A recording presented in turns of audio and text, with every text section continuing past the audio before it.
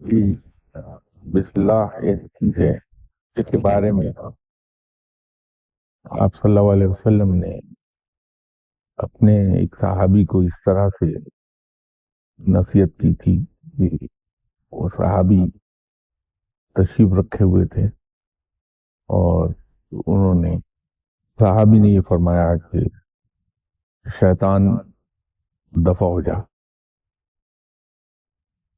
تو آپ صلی اللہ علیہ وسلم نے فرمایا کہ شیطان کو یوں نہ کہو کیونکہ اس سے وہ مردود ہوتا ہے، اور چونکہ اسے اللہ نے مردود کر دیا تو اسے اپنی قوت کا احساس ہونے لگتا ہے.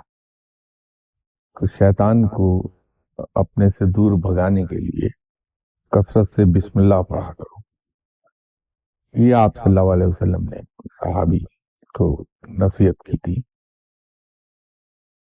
اگر بسم اللہ الرحمن الرحیم کا ورد ہم کثرت سے کریں اور اسے دل میں پڑھتے رہیں تو اس کے فوائد جہاں یہ ہوں گے کہ شیطان دور بھاگے گا، بلکہ اس کے اور بھی بہت سے فوائد انسان کو حاصل ہونے لگتے ہیں. پھر کسی موقع پر انشاءاللہ تعالی بسم اللہ الرحمن الرحیم کے فضائل پر عرض کروں گا کہ اس کے کتنے حصے ہیں، رادر اس میں کتنے حرف ہیں، اور ہر حرف کا مقام کیا ہے، اس کے اثرات کیا ہیں ہر حرف کے، پھر اس کے حصے کتنے ہیں اور ہر حصے کے اثرات اور مقام کیا ہیں. یہ انشاءاللہ ایک علیحدہ کسی سیٹنگ میں موقع ہوا تو گفتگو کریں گے اس موضوع پر. لیکن آج اس کا اس ضمن میں ذکر آیا شیطان کے سلسلے میں. جب ہم بسم اللہ کثرت سے پڑھتے ہیں تو اس کے پڑھنے سے ہمارے دل اور ذہن پر گرد و غبار جمع ہے دنیاوی مصروفیات کا، یاد الہی سے غافل رہنے سے جو زنگ آیا وہ سب اتر جاتا، اور قلب ایک بار پھر آئینے کی طرح صاف ہوتا. اور جب آئینے کی طرح قلب صاف ہوگا تو اس میں انسان کو خود اپنی تصویر نظر آنے لگتی ہے، اور جس انسان نے اپنے آپ کو پہچان لیا وہ رب کو پہچاننے لگتا. آج شیطان کے ضمن میں ذکر ہوا تو آپ صلی اللہ علیہ وسلم نے یہ فرمایا کہ شیطان نے اپنے دم بر میں داخل ہو کر 7 عدد بچوں کو جنم دیا. بلکہ اس سے پہلے جو فرمایا وہ یہ تھا کہ ابلیس کی بائیں پسلی سے مسز ابلیس پیدا کی گئی، بالکل اسی انداز میں جس انداز میں حضرت آدم علیہ السلام کی پسلی سے ماں حوا نے جنم لیا تھا. اور پھر شیطان نے اپنے دم و بر میں داخل ہو کر 7 عدد بچوں کو جنم دیا، اور ان 7 کے نام باقاعدہ نام ہیں. جیسے ایک کا نام مدہش ہے، دوسرے کا نام حدث ہے، ایک کا نام بطر ہے. اور ان 7 کے ذمے مختلف ڈیوٹیز ہیں. ایک ان میں سے وہ ہے جو نماز میں خلل ڈالتا ہے، انسان کا ذہن کہیں بھٹکنے لگتا ہے. اسی وجہ سے آپ صلی اللہ علیہ وسلم نے ایک موقع پر فرمایا تھا کہ ہم میں سے بہت سے حضرات ایسے ہیں جن کو نماز کے چوتھے حصے کے ثواب کا 10واں حصہ بھی ثواب نہیں ملتا، بلکہ بعض اوقات گناہ نماز کے ثواب سے بڑھ جاتا ہے. اسی ضمن میں آپ صلی اللہ علیہ وسلم نے حضرت عثمان غنی رضی اللہ تعالی عنہ کو ایک بار فرمایا تھا کہ شیطان کو دور کرنے کا طریقہ یہ ہے کہ اپنے بائیں کندھے کی طرف منہ موڑ کے 3 بار اسے دفع کر دو تو شیطان دور ہو جائے گا. جس پر حضرت عثمان غنی رضی اللہ تعالی عنہ نے اس پہ عمل کیا، اور آپ فرماتے ہیں کہ اس کے بعد میری نماز میں خشوع خضوع پیدا ہو گیا. پھر ایک شیطان کا کام یہ ہے کہ وہ انسان کو بدکاریوں کی طرف، گناہوں کی طرف لے جائے. ایک شیطان کا کام یہ ہے کہ وہ علماء کو راہ راست سے ہٹا کے انہیں غلو کی طرف لے جائے. ایک شیطان کا کام یہ ہے کہ وہ کاروباری زندگی کے اندر بدعنوانیوں کو راہ دے دے. تو الگ ترتیب اس طرح سے ان ساتوں کے میں کام ہے. شیطان ہی کے بارے میں آپ صلی اللہ علیہ وسلم نے ایک بار یہ فرمایا کہ جب یہ جوڑا پیدا ہوا شیطان کا، پھر انہوں نے 31 انڈے دیے، اور ایک روایت میں یہ ہے کہ ایک انڈے سے 10,000 شیطان پیدا ہوئے، اور اس کے بعد یوں ان کی نسل بڑھنے لگی. اور ایک روایت میں یہ ہے کہ وہ 31 جو اولادیں پیدا ہوئیں شیطان کی، پھر ان سے آگے شیطان پیدا ہوئے اور اتنی کثیر تعداد میں پیدا ہو گئے کہ سمندر اور زمین اور آسمان کے بھرے پڑے ہیں. اور یوں ہر انسان کے پیچھے ایک شیطان لگا ہے. صحابہ میں سے کسی صحابی رضی اللہ تعالیٰ عنہ نے آپ صلی اللہ علیہ وسلم سے پوچھا کہ حضور، ان تمام انسانوں میں آپ بھی شامل ہیں؟ تو فرمایا کہ ہاں میں بھی شامل ہوں، میرے پیچھے بھی شیطان لگا ہے، لیکن میں بحمدللہ پروردگار کی طرف سے جو گائیڈنس ہے مجھے، اس گائیڈنس کی وجہ سے شیطان مجھ سے دور رہتا ہے. لیکن شیطان کا وجود ضرور تھا وہاں پہ. شیطان سے دور رہنے کا ایک آسان طریقہ تو یاد الہی ہے، کیونکہ یاد الہی پاکیزگی کا دروازہ ہے، اور تقوی جنت کا دروازہ ہے، خواہشات نفس دنیا کا دروازہ ہے. تو جب انسان یاد الہی میں مبتلا رہتا ہے تو اسے پاکیزگی حاصل ہوتی ہے اور دنیاوی کاموں سے دور رہنے لگتا ہے. اور جب وہ دنیا سے دور ہوتا ہے انسان کو دی ہے.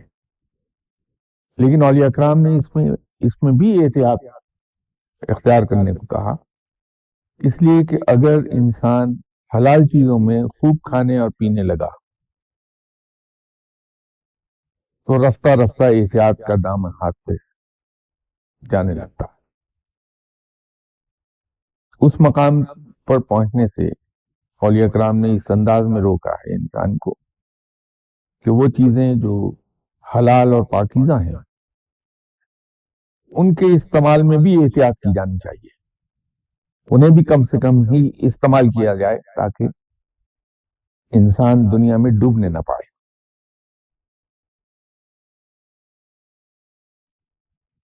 اور اولیاء کرام نے اسی لیے ایک بات سے منع کیا کہ کسی شخص سے کوئی امید نہ مانے، کسی شخص سے کسی قسم کی صلہ کی توقع نہ رکھے، حتیٰ کہ کسی شخص سے تحائف کی توقع بھی نہ رکھے. اس لیے کہ جب تحائف کی توقع رکھنے لگتا ہے تو یہ عادت بڑھتی ہے، پھر صلے کی توقع ہونے لگتی ہے انسان سے، اور جب صلے کی توقع ہونے لگتی ہے تو پھر انسان دوسروں کا مرہون منت ہونے لگتا، اور جہاں غیر اللہ کا مرہون منت ہوا تو اللہ ہاتھ سے گیا. یہ بالکل اسی طرح اولیاء اکرام نے کہا جیسے رب نے یہ حکم دیا کہ گرچہ تم گناہ نہ کرو لیکن پھر بھی تم پر لازم ہے کہ گناہ کی جگہ پر نہ جاؤ. اس کے پیچھے حکمت صرف ایک ہی ہے کہ انسان کمزور ہے اور شیطان کے جال میں کسی نہ کسی طور آ جاتا ہے. تو اگر ہم ایسی جگہ پر جائیں جہاں گناہ ہو رہا ہے اور ہمیں یہ یقین ہو کہ ہم مضبوط ہیں کیریکٹر کے اور ہمارا پاؤں نہیں پھسلے گا، تو انسان کتنا ہی مضبوط ارادے کا کیوں نہ ہو، یہ تو صحیح ہے کہ ہو سکتا ہے 2-4 دن، ہفتہ، 10 دن، مہینہ، 2 مہینے انسان ریزسٹ کر لے اسے، لیکن پھر اس کے دل میں یہ آنے لگتا ہے کہ چلیے اس کو چکھنے میں کیا حرج ہے، اسے چکھ لیتا ہوں لیکن پیوں گا نہیں. تو پھر کچھ دن میں 2 گھونٹ لے کے دیکھ لیتا ہوں، کچھ نہیں ہوتا، میں عادی نہیں ہوں گا. تو حتیٰ کہ پھر وہ شراب کا عادی ہونے لگتا. اسی طرح اور گناہوں کی بات ہے. تو انسان پھسل جاتا. اسی انسانی فطرت کو مد نظر رکھ کے اولیاء کرام کے جتنے بھی نصیحتیں ہیں، ہدایات ہیں، یا انہوں نے ایک کوڈ آف کنڈکٹ مقرر کیا ہے، وہ مبنی ہے در حقیقت انسانی فطرت کے گہرے مطالعے پر. انسان کی فطرت کو بڑی گہرائی سے انہوں نے جانا ہے، انسانی کمزوریوں کو، بشری خوبیوں کو خوب گہرائی سے اسٹڈی کر کے پھر وہ کوڈ آف کنڈکٹ انہوں نے مقرر کیا. اس فریم ورک کے اندر رہتے ہوئے اس طرح سے ایکٹ کیا جائے تو انسان اللہ کے قریب چلا جائے گا. بنیاد اس کی انسانی فطرت اور انسانی کمزوریوں کے مطالعے پر ہے. اسی لیے اولیاء کرام یہ کہتے ہیں کہ گرچہ حلال ہو چیز پھر بھی اس کے استعمال میں کفایت سے کام لیا جانا چاہیے، کم سے کم استعمال کیا جانا چاہیے تاکہ دنیا میں ڈوبنے نہ پائے. اور اس پر تو بہت سختی سے عمل کرنے کی ہدایت ہے کہ کوئی بھی چیز استعمال کرنے سے پہلے خواہ وہ خوراک ہو یا پہننے کی چیز ہو یا ادروائز کوئی چیز ہو، اس میں بہت محتاط رہنا چاہیے کہ اس کا سورس کیا ہے، کہیں حرام کی کمائی سے تو نہیں آئی ہے، حرام تو نہیں ہے. کیونکہ جب انسان بے پرواہ ہو جاتا ہے چیزوں کے استعمال کرنے میں اور اس کے منہ میں حرام جانے لگتا ہے تو دل پر زنگ بڑی جلدی آتا ہے. اور اگر ان تمام چیزوں میں احتیاط کر لی انسان نے تو پھر وہ رب کے قریب ہونے لگتا ہے. اور جب رب کے قریب ہوتا ہے تو رحمان کی یاد اس کے دل میں جاری و ساری رہتی ہے. اسی لیے یہ کہا جاتا ہے کہ وہ لوگ جنہوں نے تقوی اختیار کر لیا اور عبادات کے سلسلے میں وہ اس قدر محتاط ہوئے کہ انہوں نے فرض اور مؤکدہ جو عبادات ہیں ان کو تو ظاہراً ادا کیا، جہراً ادا کیا، لیکن اس کے علاوہ جو عبادات ہیں ان کا رخ اپنے باطن کی طرف پھیر دیا. اس سے مراد وہی ہے جو میں نے عرض کی کہ وہ ان کا دل اور ان کا قلب ہر وقت رحمان کی یاد میں ڈوبا رہتا ہے. تو اس قدر اس کی یاد میں ڈوب جانے کے نتیجے میں وہ قرب الہی حاصل ہوتا ہے. تو جب قرب الہی حاصل ہوتا ہے تو اللہ اسے اپنا دوست بنا لیتا ہے اور پھر اس کی ہدایت کے راستے نکالنے لگتا ہے اور وہیں سے کشف و کرامات کی ابتدا ہو جاتی ہے. جو کشف ہے اس کی ابتدا خواب سے ہوتی ہے، رویا سے. جو نیک لوگ ہیں، متقی لوگ ہیں، پرہیزگار لوگ ہیں، ان کو رب تعالیٰ خواب بھی سچے دکھاتا۔ اب اس کے اندر ایک چیز میری گزارش یہ ہے، کیونکہ ہمارے یہاں پاکستان کے اندر ایسی چیزیں بہت راہ پا گئی ہیں جن سے بچنا بڑا ضروری ہے۔ مثلا ہم میں سے ہر شخص تعویذوں کے چکر میں پھرتا ہے، عملیات کے چکر میں ہے، جادو کے چکر میں پھرتا ہے۔ اگر خود اس کی تلاش میں سرگردہ نہیں ہے تو ہم 14 کروڑ لوگ اس وہم میں مبتلا ہیں کہ ہم پر جادو کر دیا گیا، ہم پہ تعویذ کر دیے گئے۔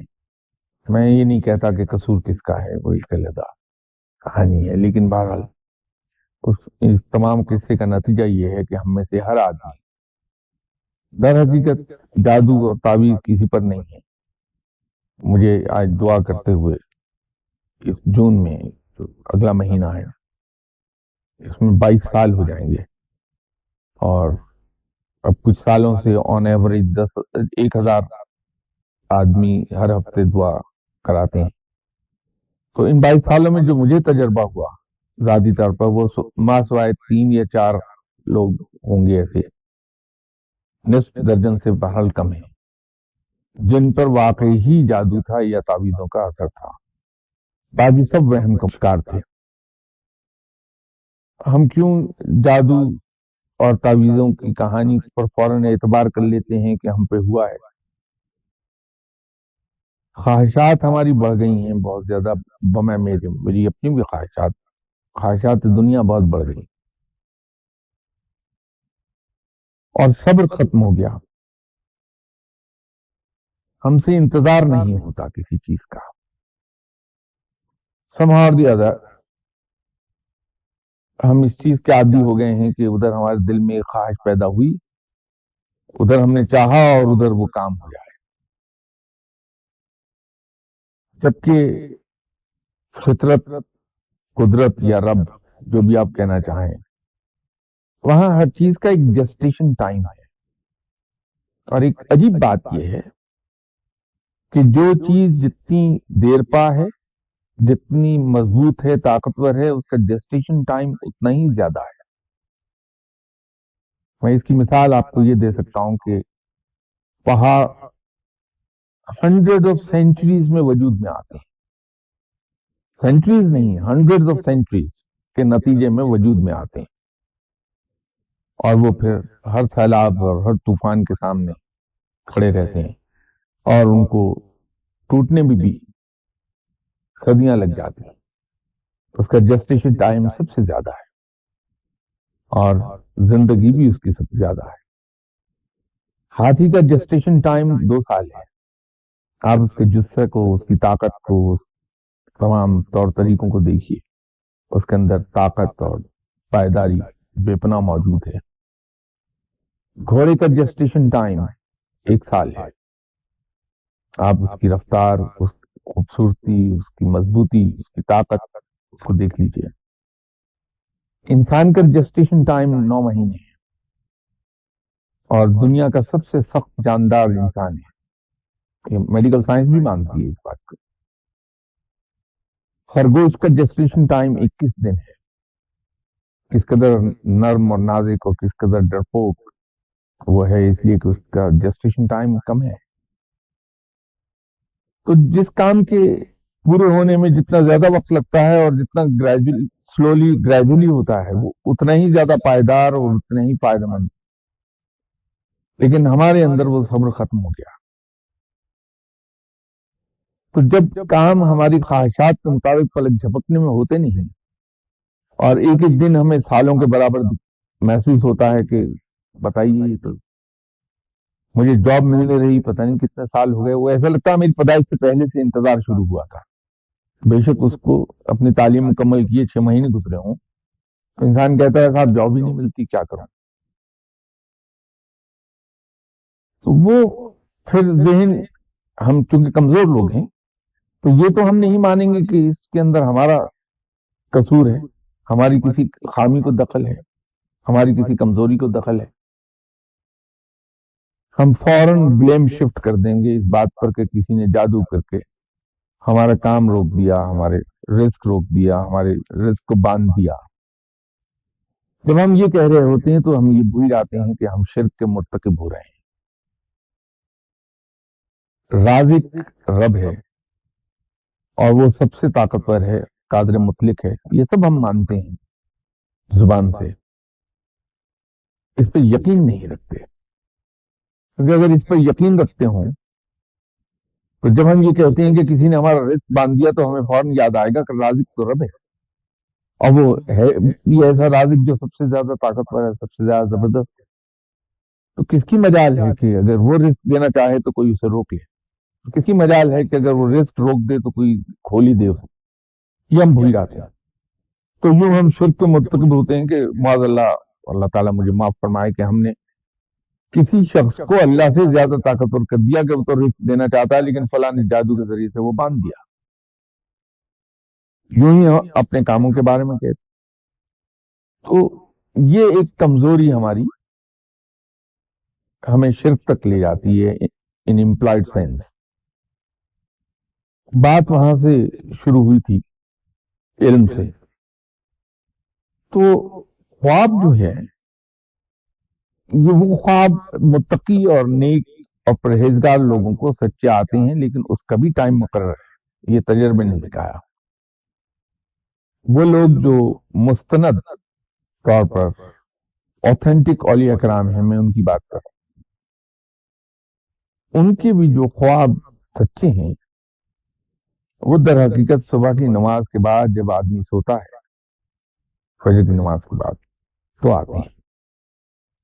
اس سے پہلے آنے والے خواب ان کے کئی ایک مطلب ہوتے ہیں، اور وہ ڈپینڈ کرتا ہے کہ خواب دیکھنے والے کی روحانی کیفیت کیا ہے، اس کی روح کی لطافت کا معیار کیا ہے، اس کی سوچ کیا ہے، کن حالات میں وہ زندہ ہے، کن حالات میں رہتا ہے، اس کا پرسپیکٹو کیا ہے سارا زندگی کا۔ یہ تمام چیزیں مل کر اس خواب کے معنی بناتی ہیں جو خواب فجر کی نماز سے پہلے دیکھتا ہے۔ وہ میں اولیاء کرام کی بات نہیں کر رہا ہوں، لیکن وہ خواب جو فجر کی نماز پڑھنے کے بعد سونے کے بعد آتے ہیں، وہ ماسوا ایکسیپشنز کے وہ اطلاعی خواب ہوتے ہیں۔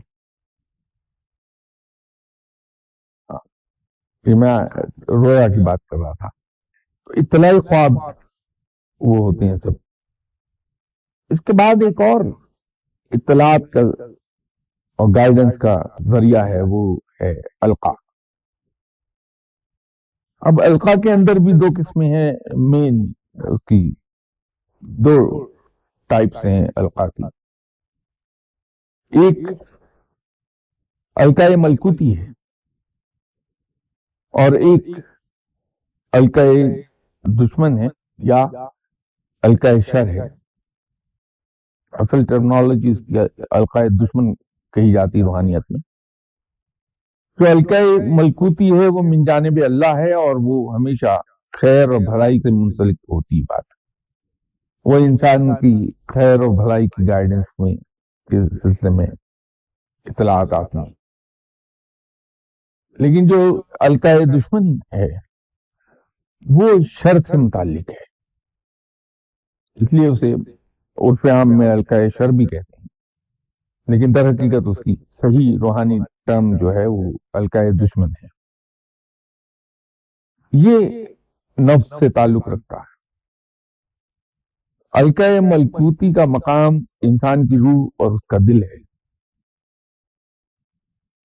جبکہ القا دشمن کا مقام اس کا نفس ہے۔ پھر آگے ان کی سب ڈویژن ہوئی ہے القا کی، 6 ہیں۔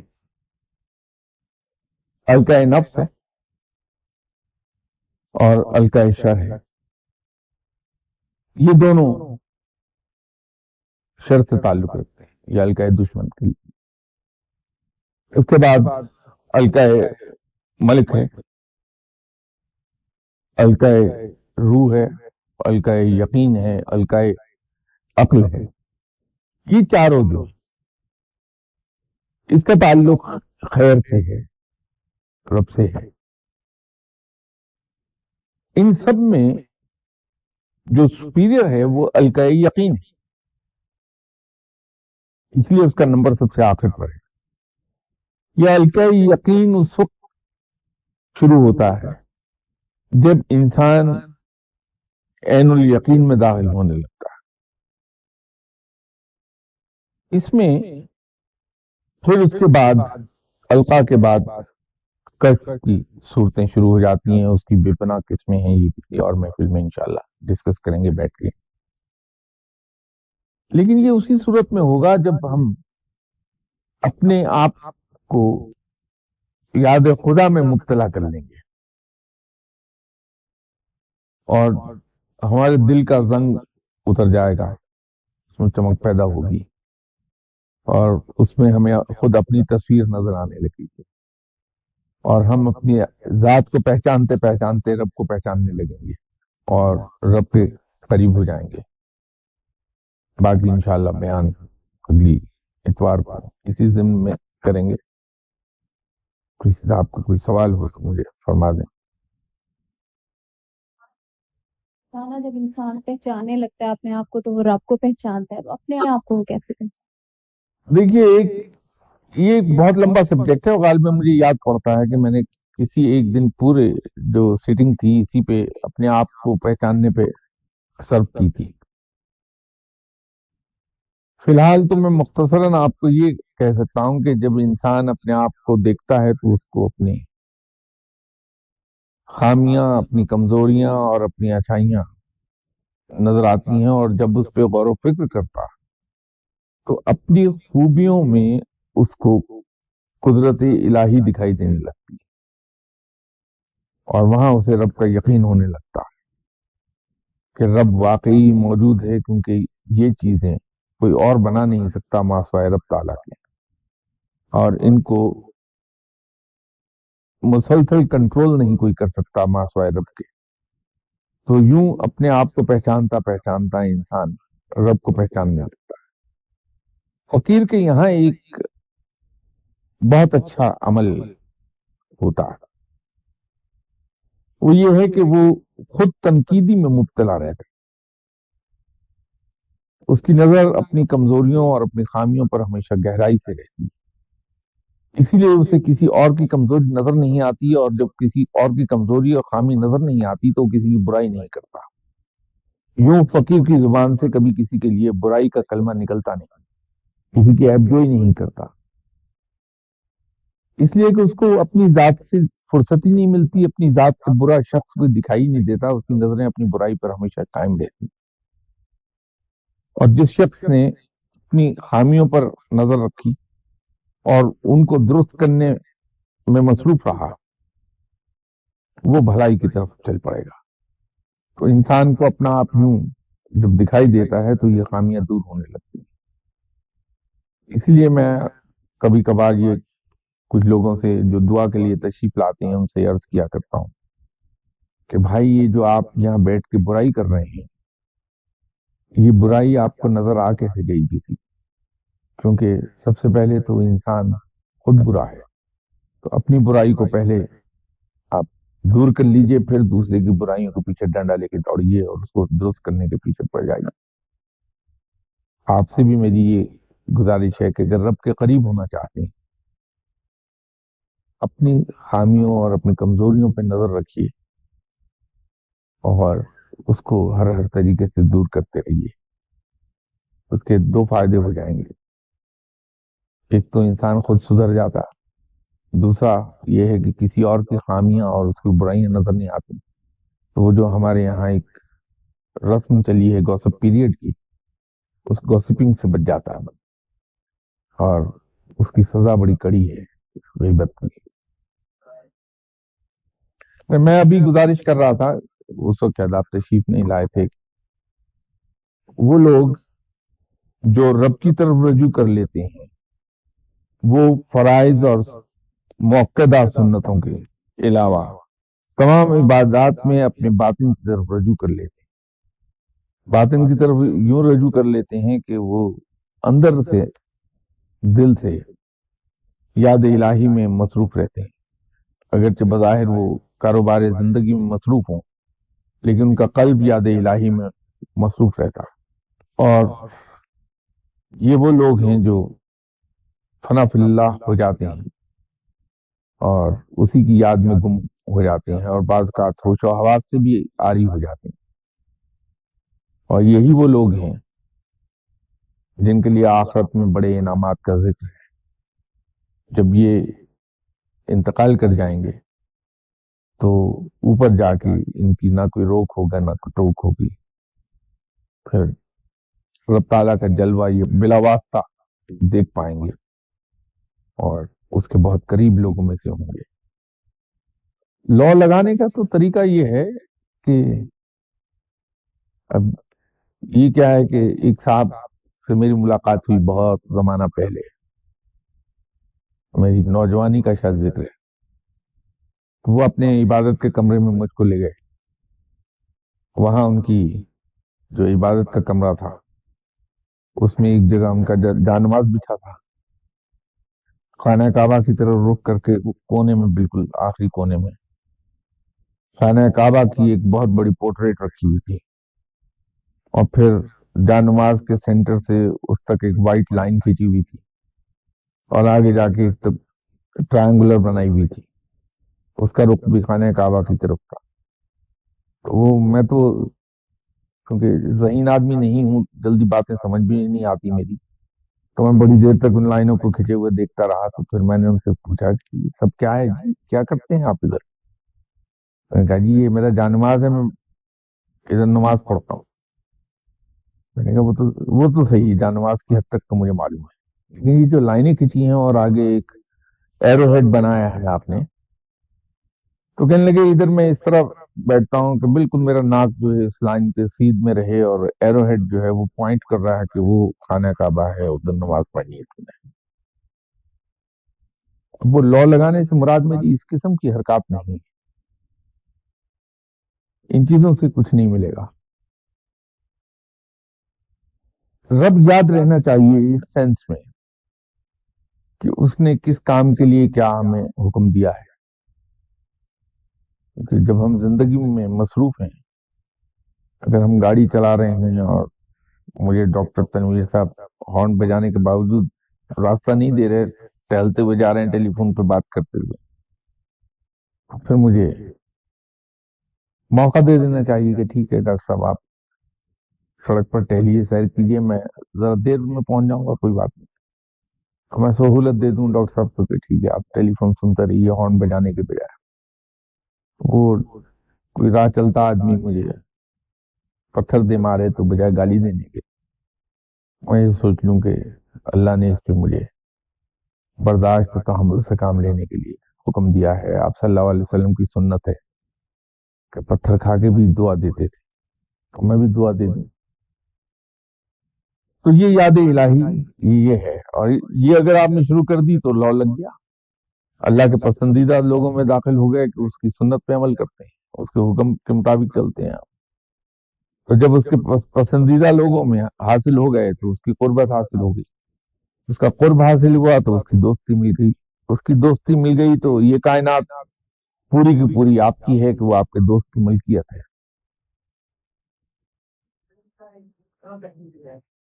ایک تو یہ کہ آپ نے بڑی محنت کی اور اللہ تعالیٰ سے لا لگائی، اور سب صبح سے لے کے شام تک آپ نے بڑا کام کیا.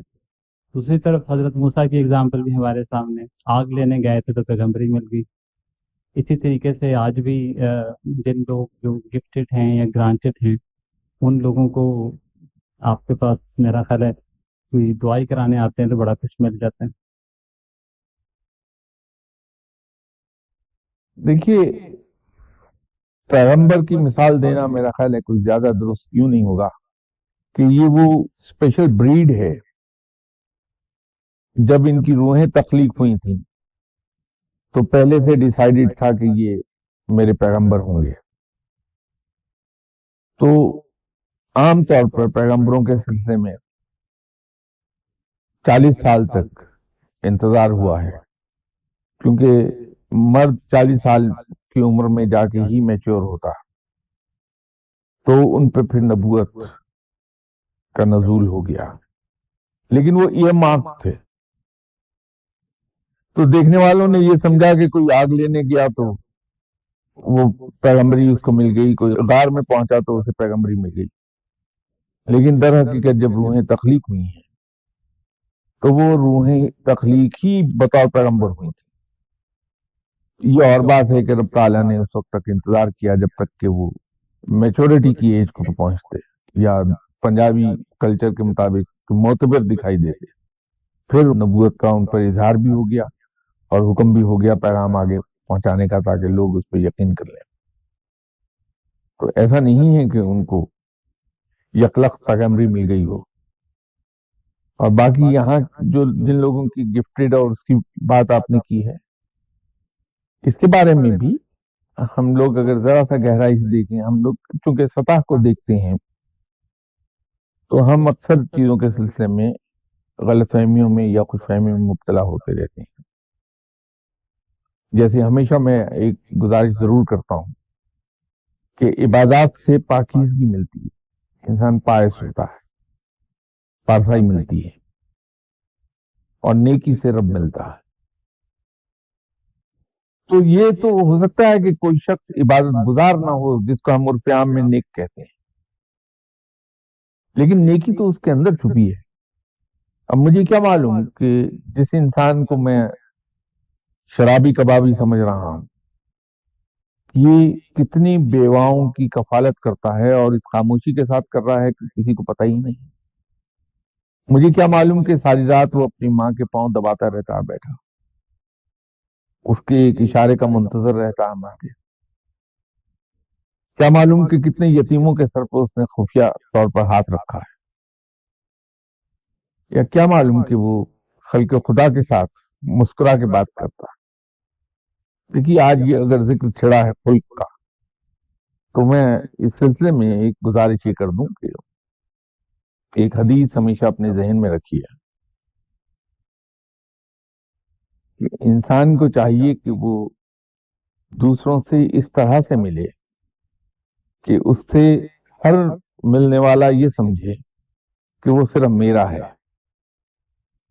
خلق کے اس درجے پر آپ صلی اللہ علیہ وسلم چاہتے ہیں کہ ان کے امتی فائز ہو جائیں، کہ ہر انسان سے اس طرح ملیں کہ اس سے ملنے والا ہر شخص یہ سمجھے کہ وہ صرف میرا ہی ہے. تو کیا معلوم کہ وہ شخص جس کو میں برا سمجھ رہا ہوں کہ وہ شرابی کبابی ہے، وہ خلق خدا کے لیے کتنا حسن خلق رکھتا ہے، جو بذات خود بڑی نیکی ہے. تو ہم سطح کے نیچے چھپی ہوئی نیکی کو نہیں دیکھ پاتے، ہم بالائے سطح جو ایک برائی ہے اس کو ہم دیکھتے ہیں.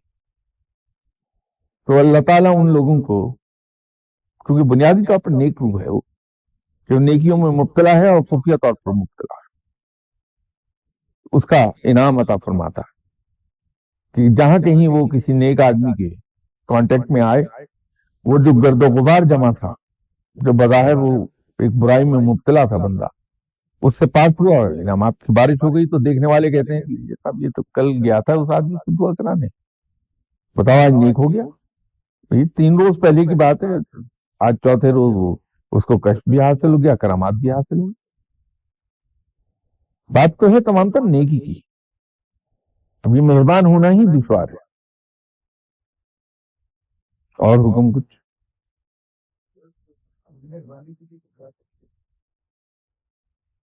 نہیں، یہ تو انسان اپنی استطاعت اور اپنی ہمت اور اپنی توفیق کے مطابق جتنا خلق خدا کے لیے مہربان ہو سکتا ہے ضرور ہو جائے. اور ایک چیز ہمیشہ یاد رکھیے ہر معاملے کے اندر، نفل کے لیے فرض کو قربان نہیں کیا جا سکتا. تو خلق خدا پر مہربان ہونے سے پہلے اپنے فرائض ضرور ادا کر لیجیے، اس لیے کہ اس کی پوچھ گچھ ہوگی. ہمارے بیوی بچے، ہمارے ماں باپ، ہمارے بہن بھائی، ہمارے ڈیپینڈنٹ، ان کی اپنے وسائل کے مطابق بہترین کفالت ہم پر فرض ہے. اس کے اندر ذرا سی کوتاہی قابل مواخذہ کر دے گی، ہمیں باس پرس ہو جائے گی. اور ایک گزارش میری ایڈیشنل آپ لوگوں سے کہ جہاں آپ اور میں مجھ پہ لازم ہے کہ میں اپنے فرائض کو پہلے ادا کروں اور نفلی عبادات بعد میں، تو مجھے ایک چیز یہ بھی چاہیے کہ میں دوسروں کی بھی مدد کر دوں کہ وہ اپنے فرائض کو بخوبی ڈسچارج کریں۔ اس کی میں ایک ایگزامپل آپ کو یہ دے دیتا ہوں کہ اگر فرض کر لیجئے میں یہاں کسی صاحب کا دوست ہوں، ڈاکٹر تنویر کا دوست ہوں، تو ڈاکٹر تنویر پر فرض ہے کہ وہ اپنی فیملی کو ٹائم دیں، اپنی فیملی کو تفریح کے لیے باہر لے جائیں، تو میں ان کو اپنے ساتھ نہ گھسیٹوں، میں انہیں موقع دوں کہ وہ اپنی فیملی کو ٹائم دے دیں، ان کو تفریح کے لیے لے جائیں، اپنے بچوں کے ساتھ بیٹھ کے ان کی مشاغل، ان کی تعلیم، ان کی اور زندگی کے بارے میں گفتگو کر سکیں، تو میں ان کو وہ سہولت پرووائڈ کروں۔ اپنے اصول بنا لیجئے، اس پہ عمل کیجئے، اور دوسروں کے اصولوں کا احترام کیجئے، نہ صرف احترام کیجئے بلکہ ان کو سپورٹ کیجئے کہ وہ اپنے اصولوں پر قائم رہیں۔ میرے نزدیک یہ نیکی ہے۔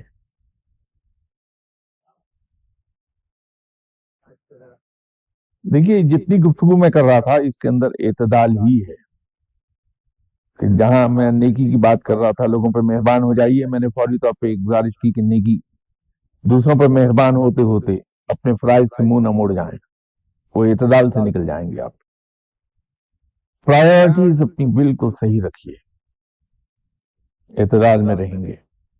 یہ جو میں عرض کر رہا تھا کہ خود اصول بنائیے، دوسروں کو اصول پہ چلنے میں سپورٹ کیجیے، یہ بھی اعتدال ہے۔ یہ فقیر تو بغیر اعتدال کے رہ نہیں سکتا، اس کی تو مین سٹے ہی اعتدال ہے فقیر کی۔ ایک زمانہ تھا میرے اندر جلال بڑھ گیا پڑھائی کا، کہ اثرات نئے نئے اتر رہے تھے، تو علم میں بھی اور دوسری چیزوں میں بھی یہ اصول ہے کہ جب نیا نیا علم ملتا ہے تو یہ منہ زور ہوتا ہے، اس میں پہاڑی ندی کی سی سرکشی ہوتی ہے، انسان کے پاؤں زمین پر نہیں لگتے، بلا وجہ میں شرارتیں کرتا ہے، علم کے ذریعے سے شرارتیں شروع کر دیتا۔ یہ میرا خیال ہے، میں تسلیم کر رہا ہوں اس لیے آپ کو پتہ چل جائے گا، لیکن غالباً ہر آدمی کرتا ہے۔ وہ شرارتیں کرنے سے مراد یہ نہیں ہے کہ راہ چلتے ہوئے کسی کی جیب سے بٹوا اڑا لیا، وہ یہ ہے کہ دیکھا نظر آیا وہ آدمی جا رہا ہے، یہ پڑھائی والا ہے، اس کی پشت پہ اپنی پڑھائی پڑھ دی، پھونک مار دی، اب وہ غریب ناچ رہا وہاں، وہ تنگ ہو رہا ہے اور خوش ہو رہا بندہ تھے، اور کیسا نچایا اس نے۔ یہ شرارتیں، کوئی مجذوب جا رہا، اس کے پیچھے آرام سے درود شریف ہی پڑھ دیا، اب وہ اینٹیں مار رہا، گالیاں دے رہا، پڑھ دیا۔ شرارتیں اس سینس میں کہہ رہا ہوں۔ تو وہ ان دنوں جلال بے پناہ ہو گیا، پتہ نہیں کیا کیفیت کس سے میں گزر رہا تھا، نہ بڑے شاہ صاحب نے مجھے بتایا، نہ میں نے جاننے کی کوشش کی، لیکن وہ کیفیت کچھ ایسی آ گئی تھی کہ اگر کسی ٹرک والے نے راستہ نہیں دیا تو اس کو روک کے مارنا شروع کر دیا، سڑک پر بس والے کو مارنا شروع کر دیا۔ یہ چوک یتیم خانے پر ایک بار بس والے کو مارا تو وہ پولیس والا اسے بچانے آیا، اس پولیس والے کو مارنا شروع کر دیا پکڑ کے۔ اس کیفیت سے گزر رہا تھا میں، لیکن جب اس کیفیت سے باہر نکلتا تھا تو دکھ ہوتا تھا کہ کیا کیا میں نے۔ تو ایک دن ہم پاکستان شریف سے آ رہے تھے، میں تھا، مرشد صاحب تھے، اور دو آدمی کوئی اور بیٹھے تھے پچھلی سیٹ پر۔ مرشد صاحب بڑے موڈ میں تھے، وہ ہماری ہمت نہیں تھی کہ ہم ان سے کبھی دعا کے لیے کہتے یا کسی کام کے لیے کہتے، تو ہم منتظر رہتے تھے کہ وہ خود مخاطب کریں تو ہم بولیں، ورنہ چپ بیٹھیں۔ وہ محسوس ہوا کہ بڑے موڈ میں ہیں، تو میں نے کہا حضور میری زندگی کچھ خواہشات ہیں، میں ایک تو آپ کی خدمت میں گزارش ہے، اور دو خواہشات ہیں۔ تو چونکہ موڈ میں تھے تو فرمانے لگے کہ ہاں بولو کیا۔ تو میں نے کہا صاحب زندگی کی ایک بڑی خواہش یہ ہے کہ اللہ تعالیٰ میرے یہاں ایسا لنگر جاری کر دے کہ جو آئے وہ کھاتا رہے بیٹھا۔ کہنے لگے وہ تو ہو جائے گا، اور دوسری میں نے کہا کہ ایسی خواہش کہ میں ایک ایسی فاؤنڈیشن بنا لوں جہاں وہ مسلمان بچے جو تعلیم حاصل کرنا چاہتے ہیں، ان میں ٹیلنٹ موجود ہے لیکن وسائل نہیں ہیں، تو میں انہیں بڑے سینئر لیول کی غیر ملکوں سے تعلیم دلوا سکوں۔ اس پر ذرا خاموشی اختیار کی۔ کہنے لگے اچھا اللہ کرے گا۔ تیسرا میں نے کہا کہ یہ آپ سے گزارش ہے میری کہ میرے اندر غصہ بہت ہو گیا، یہ مہربانی کیجیے کہ اسی طرح غصہ میرا ختم ہو جائے، میں اس سے بہت شرمندہ ہو جاؤں گا۔ کہنے لگے یہ رفتہ رفتہ دور ہو جائے گا۔ بات تو ختم ہو گئی۔ تو میں نے محسوس کیا کہ 6 مہینے کے بعد میں بالکل نرم ہو گیا، اور ایسا نرم ہو گیا، یہ اعتدال کی بات تو مجھے یاد آئی ہے بات کہ ایک دن میں یہاں جہاں ہم ڈیوٹی پر بیٹھا کرتے تھے جس تھڑے پر، وہاں میں بڑے شاہ صاحب کے پاس بیٹھا تھا، تو بیٹھے ہوئے کچھ بات کوئی چھڑی ہوگی جو مجھے یاد نہیں کیا تھا۔ مجھے کہنے لگے کہ میاں یہ تم کچھ تھوڑا بہت اپنے اندر قائم رکھو، سانپ بھلے کاٹے نہیں کسی کو لیکن اپنی پھنکار نہ چھوڑے ورنہ اس دنیا کھا جائے گی، تو تم اپنی پھنکار نہ چھوڑو ورنہ دنیا تمہیں کھا جائے گی۔ کیونکہ وہ اتنا زیادہ میں نرم ہو گیا تھا کہ کوئی کچھ بھی کرتا رہے میں خاموش بیٹھا رہتا تھا، بس ٹھیک ہے۔ تو وہ مرشد صاحب کو کہنا پڑا۔ تو فقیر کے یہاں اعتدال تو بنیادی چیز،